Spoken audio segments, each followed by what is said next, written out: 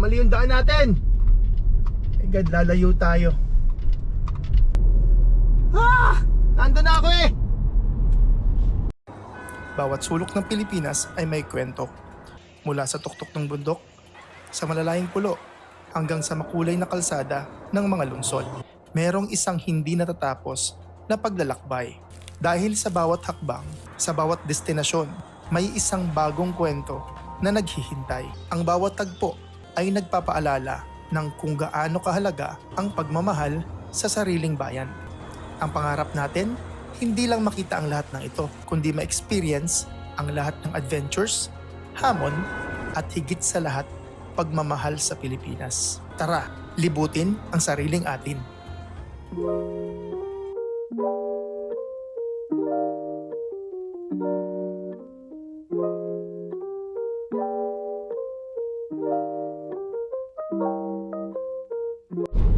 Alright mga pards, currently we are at C4 Road at papunta tayo ng Valenzuela. So Valenzuela will be our last stop for today dahil ang objective nga natin ngayong araw na to is makover ang Manila and Camanave area.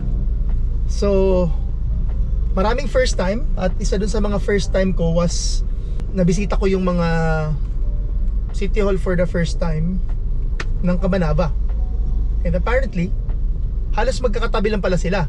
So that covers the northeast part of Metro Manila, Camanava area, and then Manila.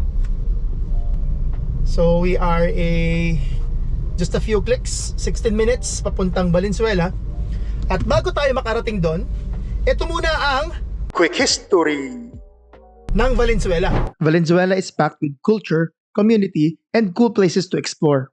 Valenzuela is located in the northern part of Metro Manila. From Kilometer 0 in Luneta Park, it's approximately 14 kilometers away, which is around 30 to 45 minutes by car, depending on traffic.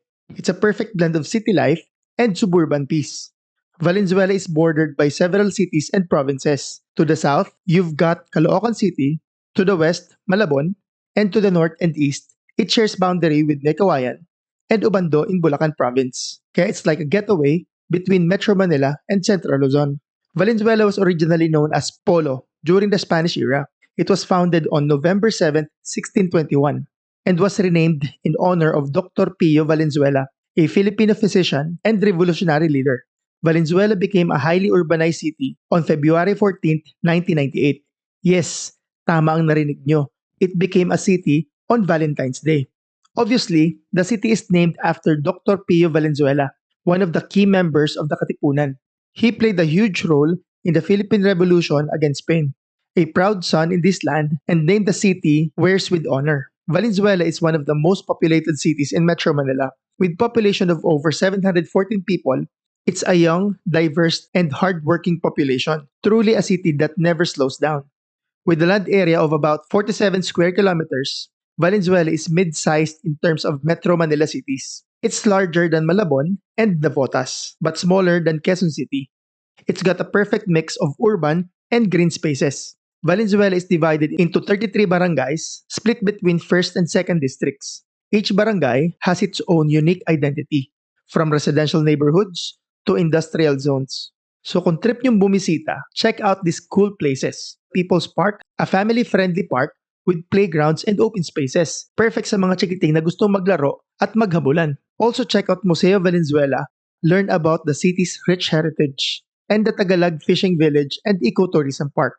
Enjoy nature, fresh air, and catch your own fish. And kung trip nyo naman is food trip, try their local food hubs. Try kakanin, street food, and karinderya-style meals with love. Diba? Valentine's nga. Here's some other cool facts about Valenzuela.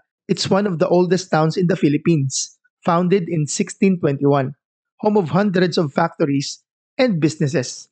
Valenzuela is known for its disaster preparedness and social welfare programs. The city has received multiple awards for governance, education, and innovation. And nasabi ko nga kanina, it's the birthplace of Dr. Pio Valenzuela, and siya lang naman ang isa sa pinaka-youngest Filipino heroes. Mamala. Mamala. Ba't mamala? Ba't mamala? Mamala. At parang dahil purong mamala. Mamala.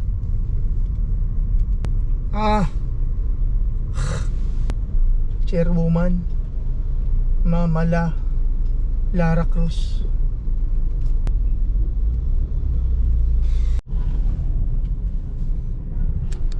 Manila, Caloocan, and SM Sangandaan. Yeah, may wall dito. Sa gitna niyan, parang kanal?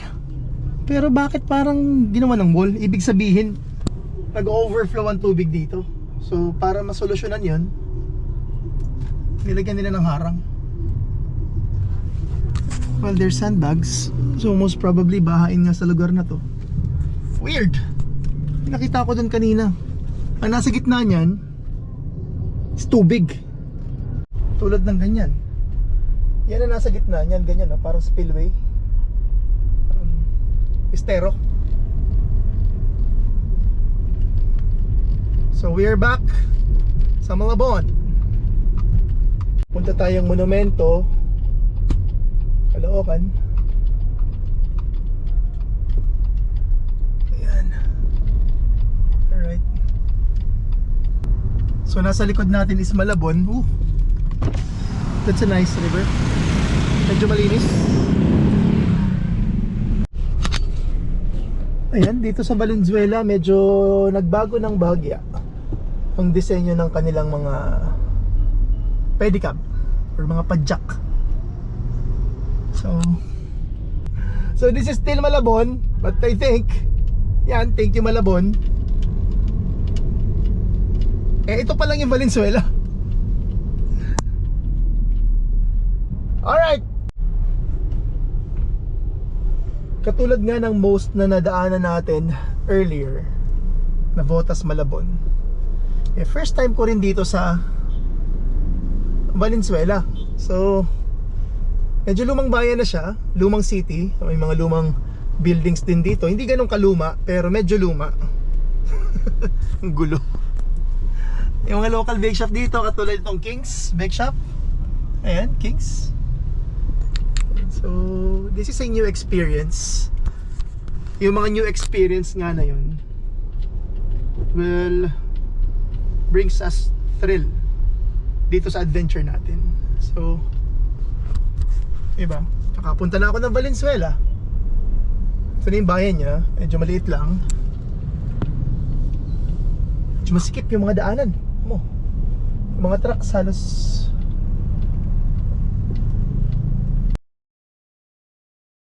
sige po, tawid po. Yan, so malapit na, 3 minutes na lang. Wow, ginagawang bagong project at napaka-transparent nila. So that's the fire station ng City Hall. Yan. Sa harap natin, that's the expressway na. Yung skyway na nakikita nyo dyan. Oops. Well, I hope hindi ganun kahasal ang City Hall. Pero this is Valenzuela, so meron din siyang mga commercial establishments like there. People's Park ng Valenzuela.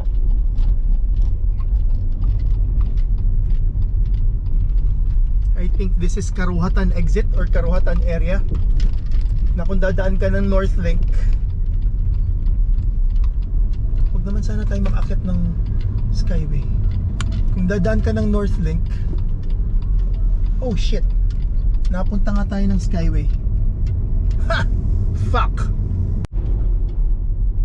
Mali yung daan natin. My God, lalayo tayo. Dang. Mali, mali, mali.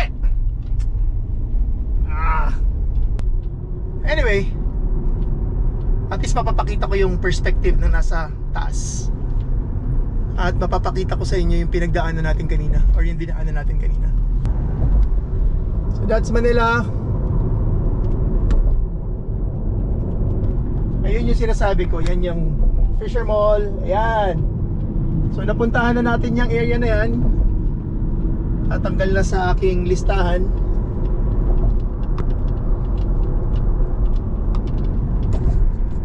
bumalik tayo.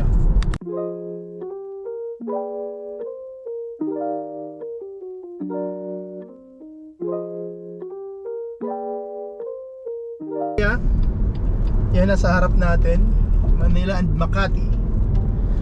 At bumalik tayo sa City Road. Bumalik tayo ng Caloocan or City Road. Well, 10 minutes. Shit happens. Mag-u-turn tayo at aakit ulit tayo para matapos na to. Ah!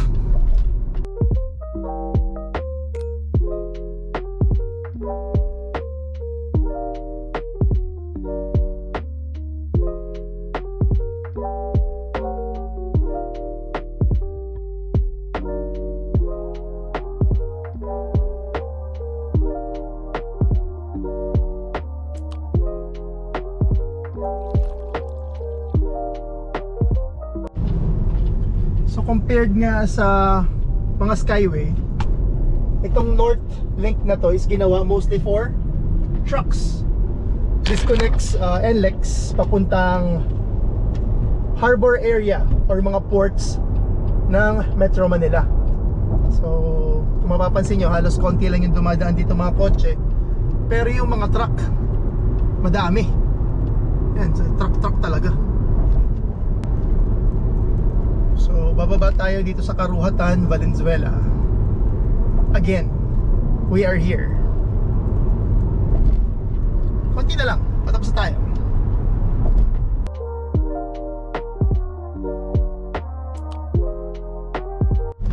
Nanginginig-nginig pa. Nyeta yan pala yung City Hall. I missed that part kanina. Wow, ito lang pala yun. Dang! Napaakyat ako doon kanina oh.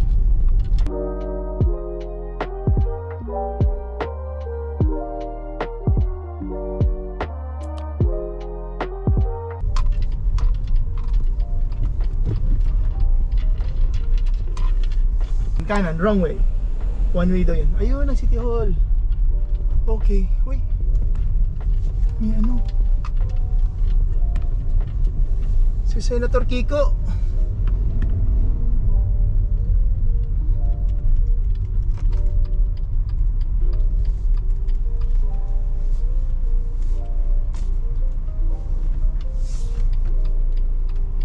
Ayan, si Senator Kiko nga.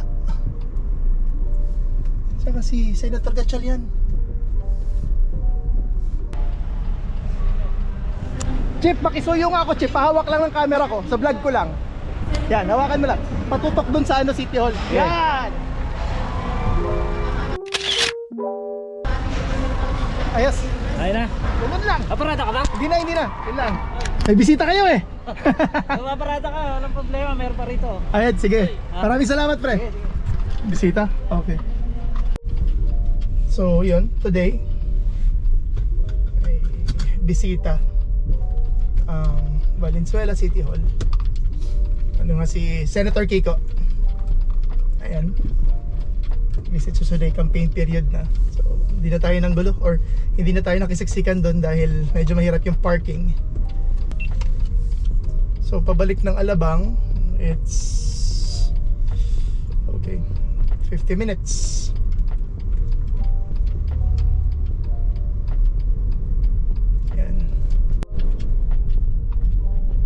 Pabalik na tayo ng base natin, which is Alabang. Biyahe is 48 minutes.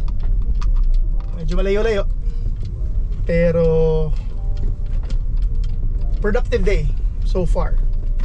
Coming first, nakakatuwa. I think magko-cross tayo ng NLEX. Sana hindi tayo matraffic, pero 40 minutes yung biyahe.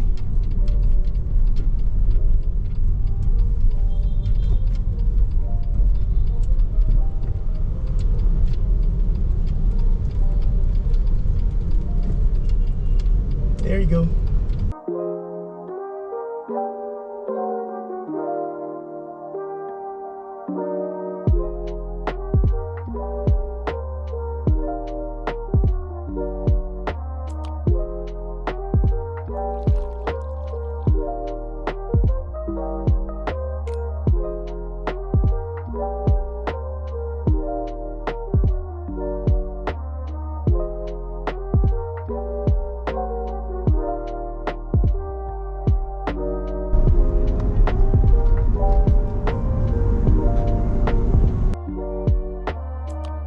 nasa Skyway na nga tayo mga pards at mga Mars. Pabalik na tayo sa ating base sa Muntinlupa. That ends our first batch, I would say, ng ating episodes para sa libutin ng sariling atin. If you like this video, please give it a thumbs up and please do not forget to subscribe to the channel para updated kayo sa mga videos natin at sa mga adventures natin. That ends our video for today mga pards and mga Mars. Sana nagustuhan niyo ang video natin today at lagi natin tatandaan, hilig man sa kotse o sa adventures, bakit ka pa pipili? Hard work pays off. Pwede both.